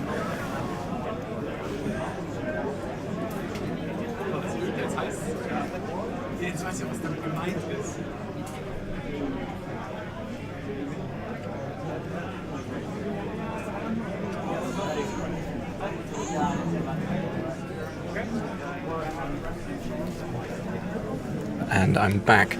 So I believe that you should be able to see the clock now. I know it's not ideal, but if you look very closely, we are looking at a 15-minute clock for Christoph and 11 minutes left for Gerard. So Gerard is leading 5 control points to 2.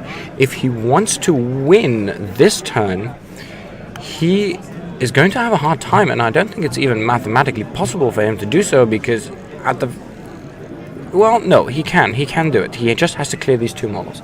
If he were to clear those 2 models, he would be able to score the bottom control zone, this rectangular one here, and score this bottom flag for 2 points, which would bring him up to 7. And as you can see, he's already done the simplest activations first, which is the contesting of the top zone with both a Pistol Wraith and a Stalker.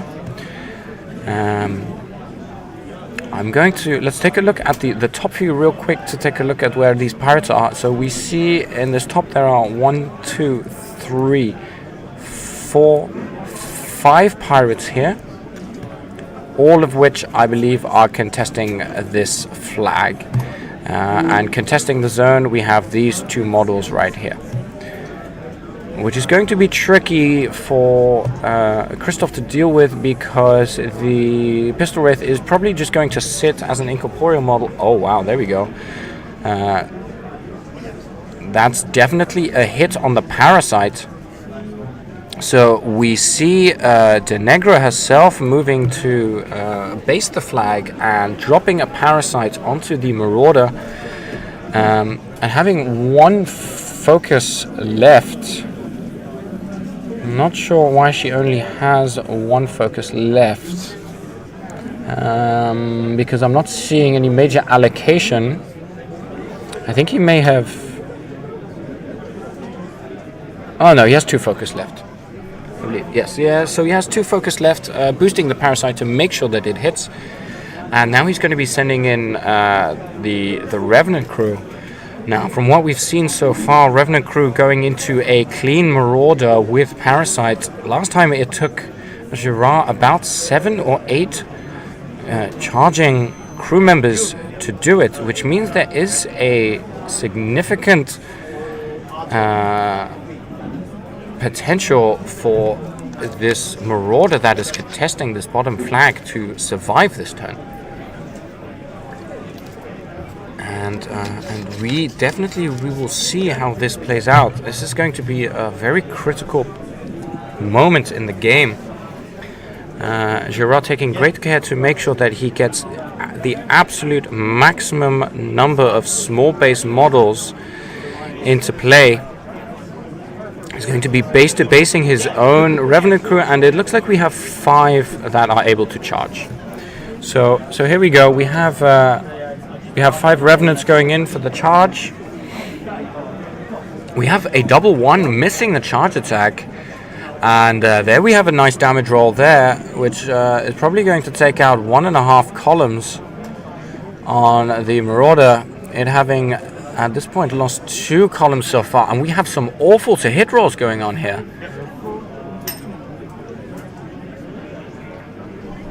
And but still getting through another damage roll. This one's somewhat lackluster, doing only 1 box of damage, I believe. And some more really bad damage rolls. And this Marauder looks like it's going to survive. It's taken approximately 15 damage. I believe it is this one right here. And it looks to have taken about 3 or 4 boxes here, and then 2 spirals, 2 columns over there.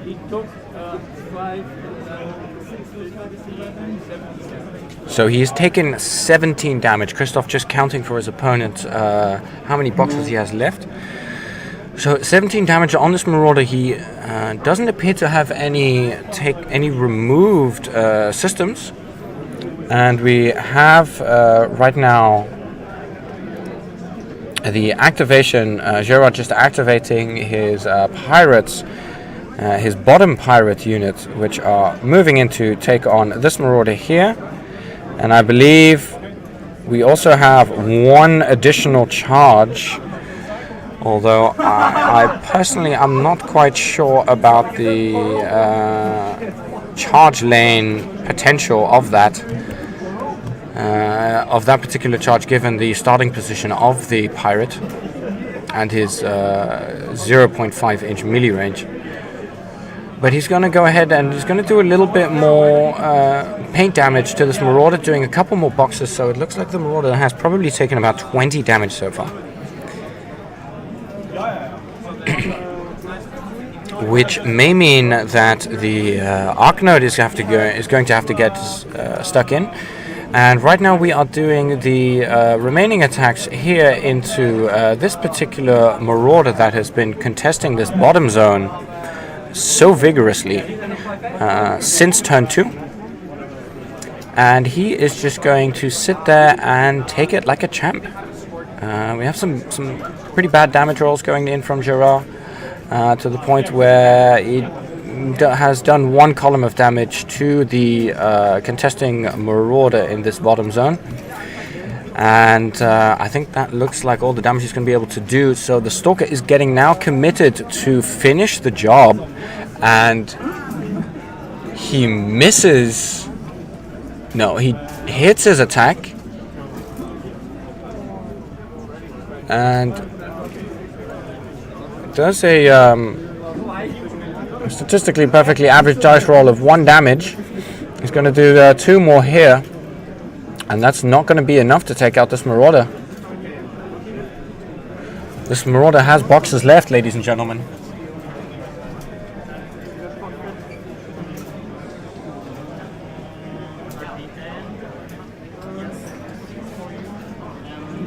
So Rengrave taking a shot now at the engaged Marauder, rolling a 7. And players just checking to see whether or not this hits the Marauder or one of the engaging Revenant crew.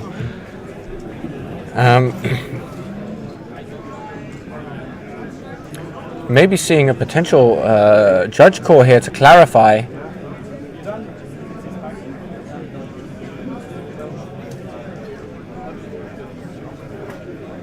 So it looks like he has hit the Marauder, but it hasn't actually done any damage.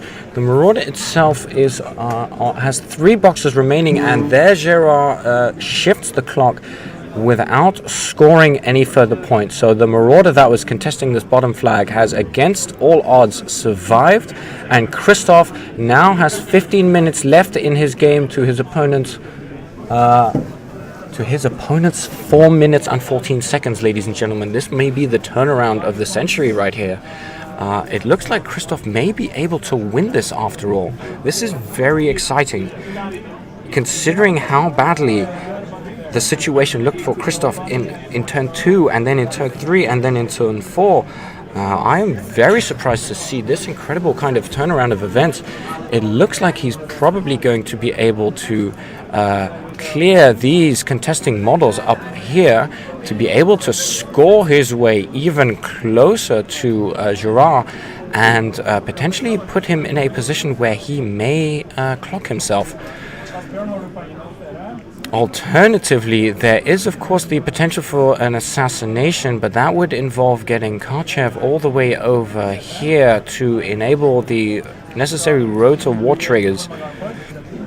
That seems quite an unlikely proposition considering how badly damaged this Marauder is and how many Revenant crew there are here. So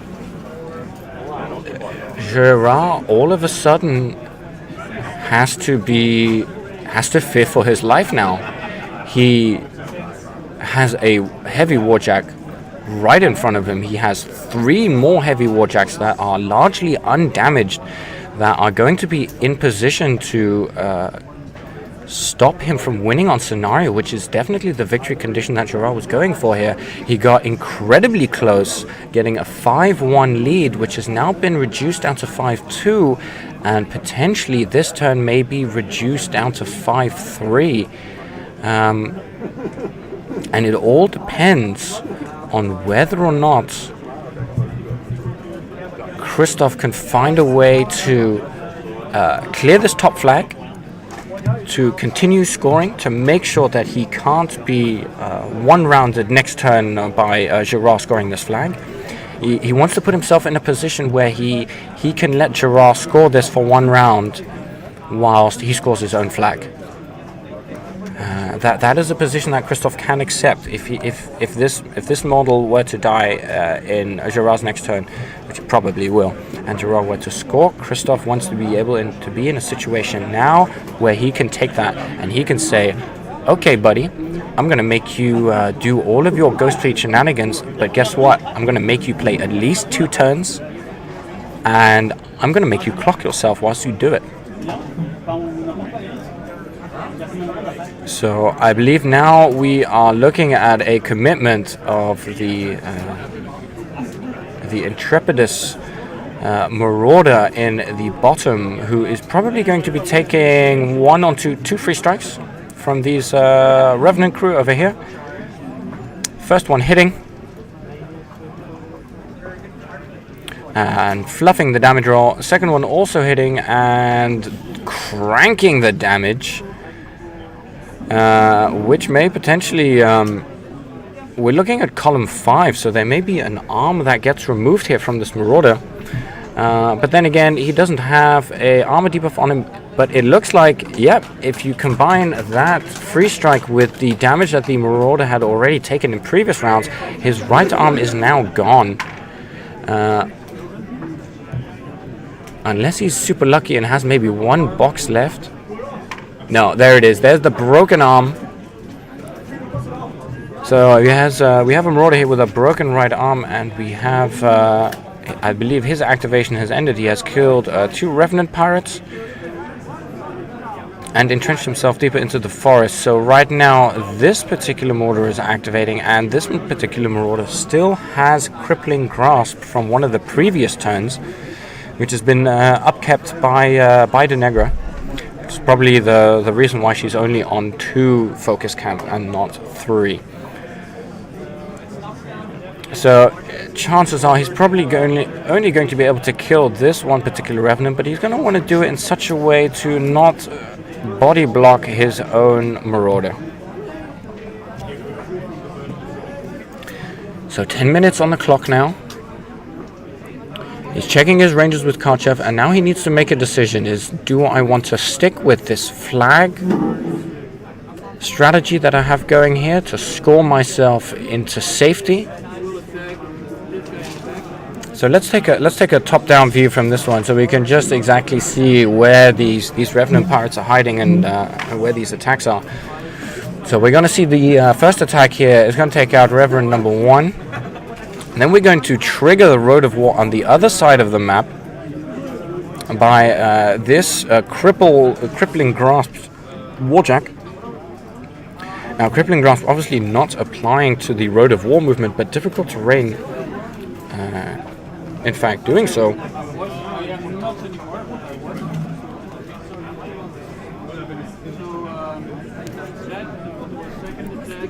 And then we have the second attack going into the next Revenant, which is going to hit and remove that model. So I have 2 dead Revenant pirates right here. And he's going to be buying an attack into the last one, which is going to hit with a 5, thanks to the Marauder's native Mat 6, leaving 2 Revenant pirates left to contest the flag. He is going to trigger, I believe, a Road to War off of that last pirate that he just killed. Staying within the Revenant crew's front arc, he's just going to reposition around this particular Revenant crew.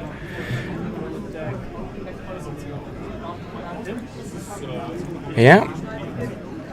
So we're going to be seeing potentially 3 attacks into 1 Revenant pirate, which is going to do the job right here. And it looks like all Karchev has to do is base this flag and kill this Revenant pirate, which he should easily be able to do, in order to score himself to score a 5-3, thus protecting himself from being sniped next turn. On control points, meaning that Gerard is going to have to play extremely quickly over these next 2 turns in order to try and reach turn 7 before he is clocked. And apparently there's a commercial. Interesting. I'm just going to check something on the table position very quickly.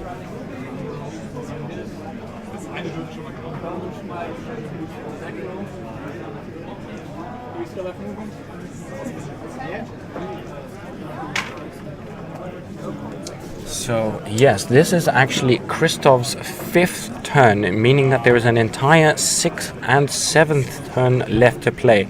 Now, I think that the chances that Gerard manages to play out those 2 more turns without clocking himself are almost 0. He is playing Ghost Fleet unless he decides to merely run.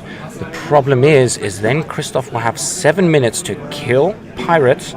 He's not going to be taking any damage in that turn because Gerard is not going to want to roll any dice, because that takes a lot of time, and he's going to potentially be able to get himself to a point where he can get the 5-5 final score and then win on the kill point tiebreaker, because he has lost only a few Marauders and has done a large amount of damage to Gerard's army, obviously not removing the Revenant crew and the Pistol Wraith,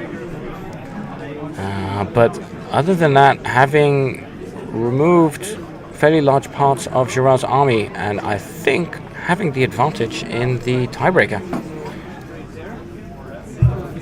So we see a piston slam going into the Stalker to slam the Stalker into the Arc Node, which could potentially kill both of these Warjacks in one attack. The Stalker is going to get slammed over the small base Revenant crew and may potentially also hit him if he goes into this little spot here. He's going to hit the attack, and then we are about to see a 6-inch slam of the Stalker into the Arc Node, and now he is going to take an additional die, power 20. And the Revenant crew that was standing here is also going to not only get displaced, but crushed by this slam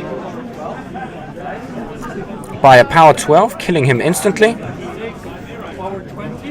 And then a 3, here it is, ladies and gentlemen, the 4 dice, power 20 piston slam going into this poor Stalker.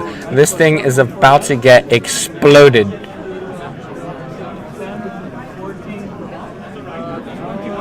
21 damage, ladies and gentlemen. Boom. That is how you destroy a Stalker. This thing just explodes into thin air.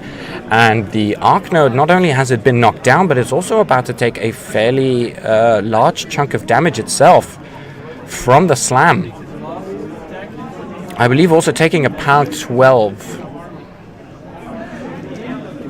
Unless Christoph forgets to roll the pound 12 on the Arc Node. In the interest of time, I get Christoph does in fact remember to roll the PAL 12 slam damage on the chicken, which will do a few more boxes. May not be particularly significant right now, but in the next turn, which is going to be very close, may potentially be a very important piece. I will just check to see if the chicken is contesting.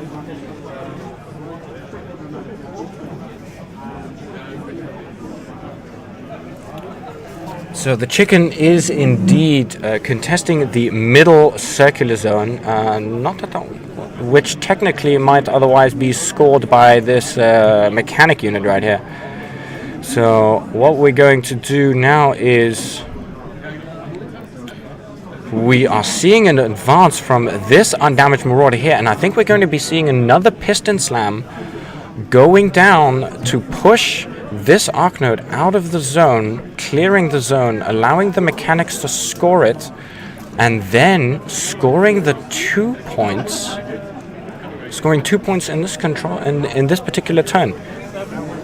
Maybe potentially saving Christoph's career life in this particular tournament and his team. There we go. We see the piston slam right there. Now the Arc Node is going to be taking a significant point of damage.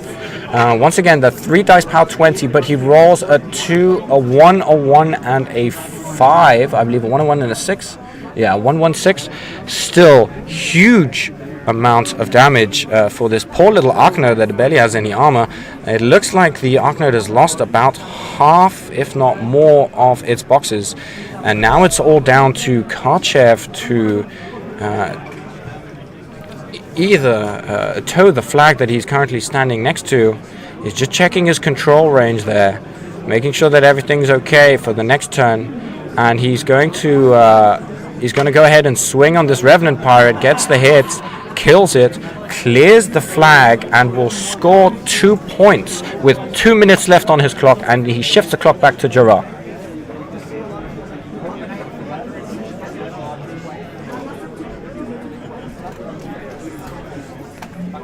So ladies and gentlemen, this game is getting more and more exciting by the minute, and there are not many minutes left. We are looking at a control point score of 5-4 in Gerard's favor, and it is looking pretty difficult for Gerard to be able to contest this Karchev flag. It looks like he may have to run the Pistol Wraith to may potentially be the only model in range to contest that flag, which means he would have nothing to contest over here. Except, I believe a Stalker may still be hiding behind there. Let's take a look at the top view. There is in fact still a Stalker here, and he's probably going to be contesting the zone with these Revenant Pirates that have just respawned. But this flag could cost him dearly. So we're just doing a proxy measurement. Gerard is checking to see whether he can get the Stalker in a position to contest both the flag and the zone, and that is unfortunately not possible. So he's choosing to jump into a position to contest this flag. He has to be careful though. There are 2 Warjacks right here that could potentially just piston slam him away and tie up the game for Christoph here. So very exciting. We have 2 minutes 30 left on the clock, and time is really starting to run out for Gerard. He needs to make sure that Christoph does not score any more control points. He has to make sure that he maintains the position he has now, he doesn't get assassinated, and importantly he doesn't clock himself. Christoph, on the other hand, also is a great risk of clocking himself, and I think this may be how this game ends up. But Gerard But Girard obviously has a lot more models and a lot more complicated activations to do. He's going to have to roll a lot of dice to even do a little bit of damage to these Marauders, and maybe, I don't know, maybe it's a waste. Maybe he shouldn't even, I mean, obviously against this damaged one, yeah, which he's doing right now. He's doing a damage rolls against these ones, but non-charging Revenant Pirates do not have fantastic damage output, but it's still enough. There we go. It's enough to take out the Marauder. However, how much time did it cost Girard? He has 1 minute 30 left on his clock. He has killed the contesting Marauder, meaning that he's now free to score himself to 6 points on this particular flag down here. However, he still has to make sure he's contesting this top, so it's going to be looking like it's going to be scoring to 6-4. He has 1 minute 20 left on his clock. He's choosing now what to do with De Negra. He is activating his Arc Node in an attempt to contest the middle zone. So he puts another contesting piece in the middle zone, so he now has, and he shifts the clock. He has 1 minute left on his clock. Christoph has 2 minutes left on his clock and is starting now his 6th turn. We have this turn and then one more turn after that, assuming nobody clocks themselves. We have 6-4 CPs scored now by Girard. He has a 2-point lead, and Christoph has to find a way to clear these zones, to score the points back up to equalize. And not only that, but he has to contest this flag right here. Now he obviously has his Marauder down here in place in perfect position to do so. The question is how is he going to do so? He's not even going to do that. He's probably going to do a piston slam to get this out of the zone. Then he's probably going to try and trigger a road to water, bring himself within contest range if he kills this model. He kills the Arc Node, but he's not in range of his Warcaster to trigger Road of War to put himself into a position where he can contest. So the question is, how is he going to contest this bottom flag? I don't see it right now. He's running out of time. He has 56 seconds left on his clock. He is rolling attacks now on clearing out Revenant crew.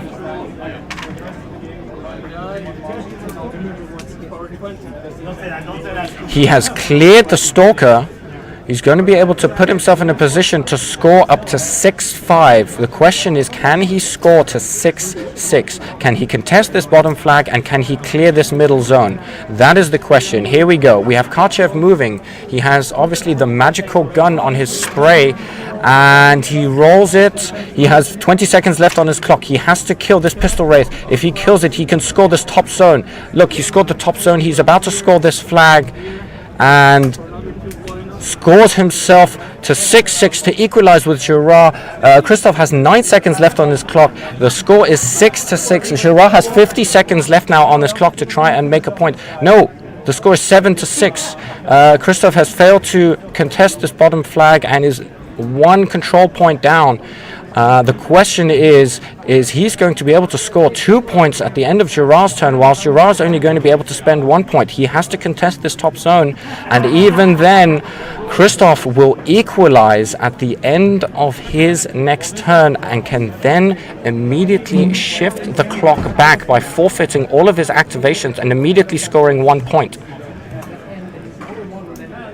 He will have to forfeit all of these activations and clear this, and he's not going to be able to do it in 9 seconds. He doesn't have the trample. Ladies and gentlemen, that's it. Christoph Dirks has clocked himself with 6 control points to his opponent's 7 control points, but making for one of the closest games we have seen at this tournament, really coming down to the wire and really coming down to that critical piece trading over scenario zones. Both players getting into very serious problems with their clock, and the French team, I believe, taking the victory in this round and progressing onto the winners bracket of round 3. Wow, what a game.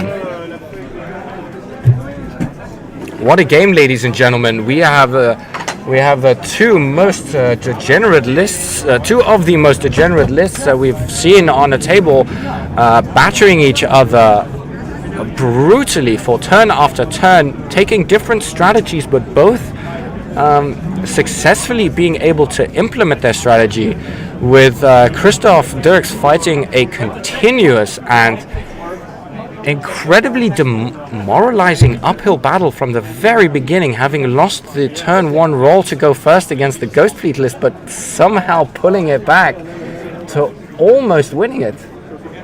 If you'd gotten that last point, I think you would have won it on the kill point tiebreaker. Yeah, probably. If you because that was going to be your turn 7, so all you do is contest the flag, forfeit all activations, hit the clock. You can do that in 99 seconds. You cannot get focus because of the control range, yeah. And then it would have cost you at least 2 dice rolls to clear 1 or 2 revenants to be able to walk the inch you need to contest it, and then you would have played, which is a real shame. But I think then you would have won, because you would have been tied up on control points. It's the scenario. Yeah. I think the list has game in Ghost Fleet, but in this scenario, I can only start playing when I'm 4-0 behind. Yeah, that is a huge uphill struggle. That's the thing. But I think you did incredibly well, considering the fact that you only got to start. The scenario, I didn't got the starting role, which is also very huge. Yeah, especially with this matchup. Yeah. I have to say, my most proud losses. That was, I think you played exceptionally well. I think really, because it looked like there was no hope at one point. Yeah. Really, it looked like there was absolutely no hope, and that you were just going to get steamrolled 5-0. But well done on clawing it out. It's so much better to get steamrolled 7-8 or something. Yeah, absolutely, and better for the viewers, huh? What an exciting game! What an exciting game!